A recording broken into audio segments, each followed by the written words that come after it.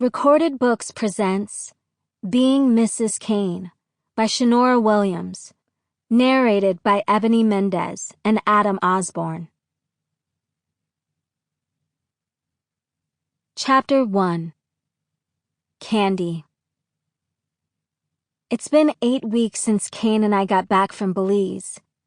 8 weeks since I screamed the word yes, while Kane was perched on one knee in front of me.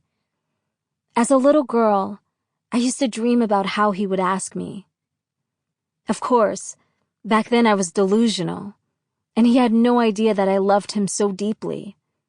But still, I always wondered how the Quentin Kane would ask a woman to marry him. Would he make himself vulnerable by dropping to one knee? Would he look her in the eyes? Would he say something deep and sweet, or quick and simple? I got the answers to all of those questions that night in Belize, and it was one of the best moments we've ever shared. Marriage was a big step, one I hadn't mentally prepared for after everything we'd been through. To be honest, I was perfectly content with where we were before he asked for my hand in marriage. We were happy, living our lives, and enjoying one another's company, and that was all I'd ever wanted.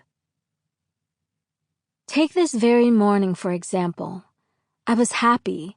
Kane and I were in the bed, and I'd just begun to stir as the sun spilled over the horizon. He was sleeping, but when I ran a hand over his bare chest, he groaned, and his eyes slowly peeled open. He murmured, "Morning, little one." There was always something about his voice in the morning, the extra bass to it. A graveliness that made me clench. Yes, clench. "You leave tonight," I said with a sigh. I wasn't too pleased about it. Then again, I never was. Every time he had to travel for work, I missed the hell out of him. He always extended the offer of joining him, but I didn't want to distract him. I knew work was work, and he needed to concentrate and be present for the majority of it. "I'll be back soon," he rumbled. I climbed on top of him, swinging my hair to one side. "You'll miss me?" "Every second," he said, smiling as he clutched my hips. "I'll be thinking about you every day that I'm away. Thinking of all the things I can do to you." "Oh, yeah? Things like what?" I asked, biting back a grin. "Show me." He didn't hesitate. He flipped me onto my back, and I let out a shrill yelp as he pushed up on one elbow, his face hovering over mine.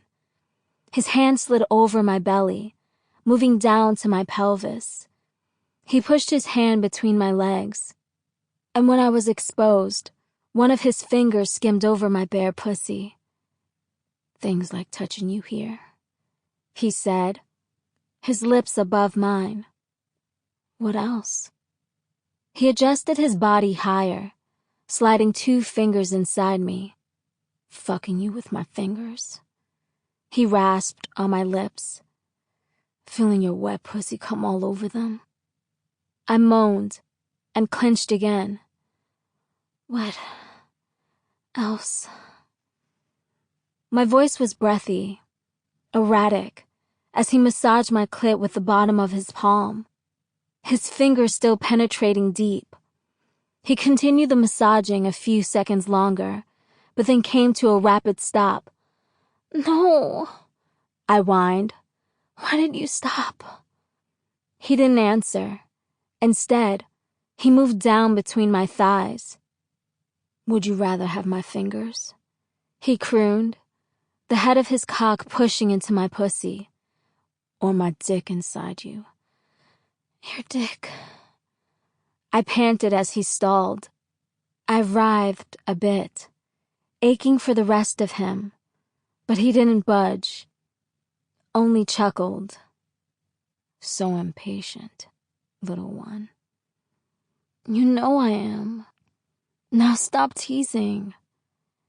His eyes skimmed over me. "How do you want it?" "Hard," I said. Sample complete. Ready to continue?